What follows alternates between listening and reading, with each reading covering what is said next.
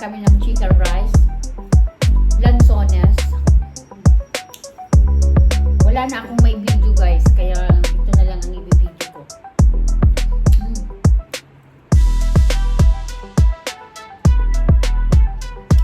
Tumaba ako. Tumaba ako man. Ginagawa mo. Magluluto ako ng bilo-bilo mamaya. Merienda namin. Tumaba ako ng todo-todo. Ay, buhay. Sobra ng taba. May bisita ako guys. Tahimik siya. Ang sarap ng lanzones. Saan kaya galing ito? Pilipinas? Kaya nga, baka sa Pinas yan. Kaya Malaysia ganun. Baka Malaysia na? Meron ng bunga yun sa ano doon sa Sa Davao? Sa para ano. Bakit ang ganda ng mga siguro yung lupa doon sa Davao, anong maray? Oo, kasi malapit sa Mount, ano ba, Apo. Kasi alam mo yung pag nagtanim ka ng gulay, ang gaganda ng mga gulay, ang tataba. Ano nga, malapit sa ano, Mount Apo. Ay, yung malamig. Dahil sa... Parang mga abubaga, yung basta matataba kulay itim. Oh, kaya pala yung pinagkuhan ni... Naalala mo yung ano ni Chris na nag-ano siya? Sabi niya, mataba itong ano na to. Oo. Sabi ko, kasi yung mga nagtatanim ng mga gulay, sitaw, Tapos yung sitaw yung... ang bilis na lumaki, ang daming ano. tapos Kaya yung sabi mga ko, pomelo. oo, sabi ko, ha? Tapos Nabubuhay yung pomelo lang sa harap ng bahay mo? Tapos ano lang, mababa. Oo. Kaya sabi ko, parang ano, asya ko siguro, maano doon, umuulan.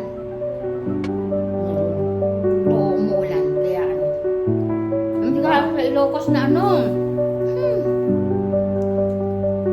Ay, naku, maubos na natin. Maubos na ito, oh. Ang dami ko na, oh. Sarap kasi. Maliit din ang luto. Oo, sarap ng ano guys, lanzones. Hindi namin alam kung galing ng Pilipinas ito, Malaysia, or India, Thailand, hindi namin alam. Baka Pilipinas. Nagabang marami talaga. Ang daming mga prutas na doon. Mura pati.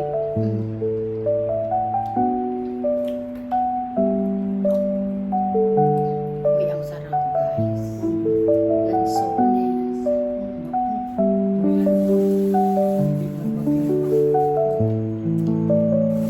Sa basket kanina. Yan. Nagkainan ko.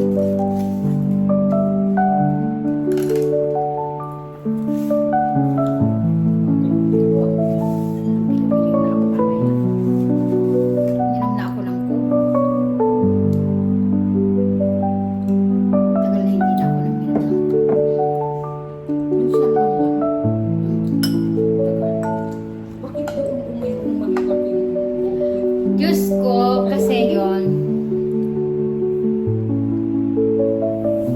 DJ yung nung last day ng work ng ipag ko sa school.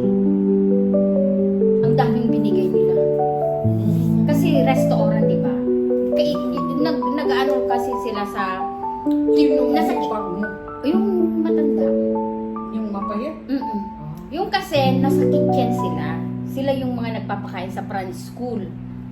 Nung last day Last day niya. na nila doon kasi na nag-change ng owner ng company.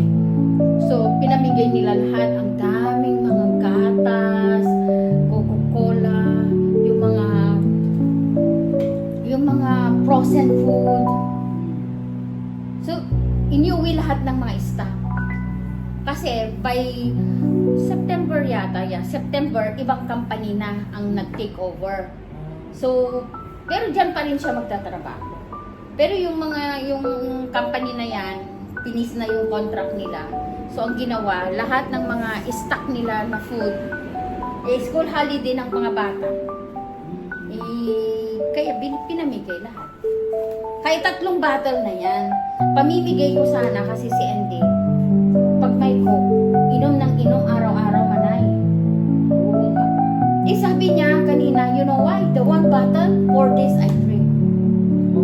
Yes naman. Akala ko. Ha? Sabi ko, you drink the Coca-Cola? Sabi ko, yes, I drink a little bit like that until I finish 4 days. Ay, okay lang yan. Kaso, pag-inom ka ng isang araw sa botelya. Yung boss ko, isang botelya, one, Liter. I just go 1.5 ang ininom niya na Coca-Cola. Eh, yung asawa ko 4 days na daw niya ninom. Eh, sabi ko, stop. Sabi ko, tapos gusto ko nang ipamigay yan. Sabi ko kasi maraming workers sa baba. Sabi ko, I'm going to give this to the workers.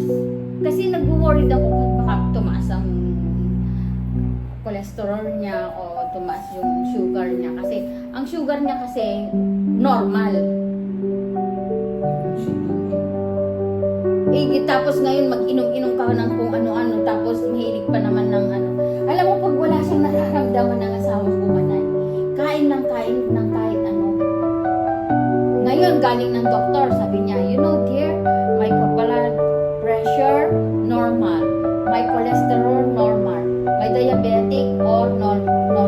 I can eat drumstick, duck, I can eat pork.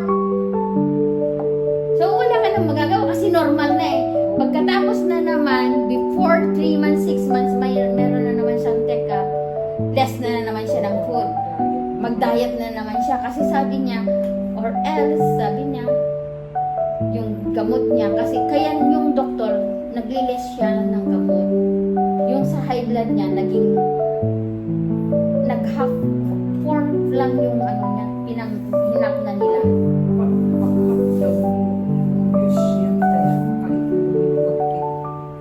Hinap lang kasi sabi ni doktor, hindi naman pwede na hindi naman pwede na hindi siya magtitik.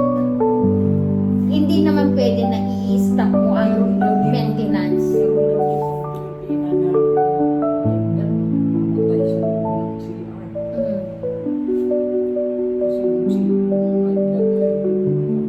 Hindi yung high blood kasi pag alam mo na ano ka, pag may kasi yung mga iba kasi dito laso yung ano yung high blood na gamot. Minsan hindi nila kina-continuous. Maraming Pilipino na nag-take tapos no continue. Doon ka babagsak. Babagsak ka kasi hindi mo kina-continuous yung kay ano mo yung Mabilis pag mabilis. Mas sabi nga ng doktor, pag may maintenance ka na, continue mo na. Kasi kung in-stop mo,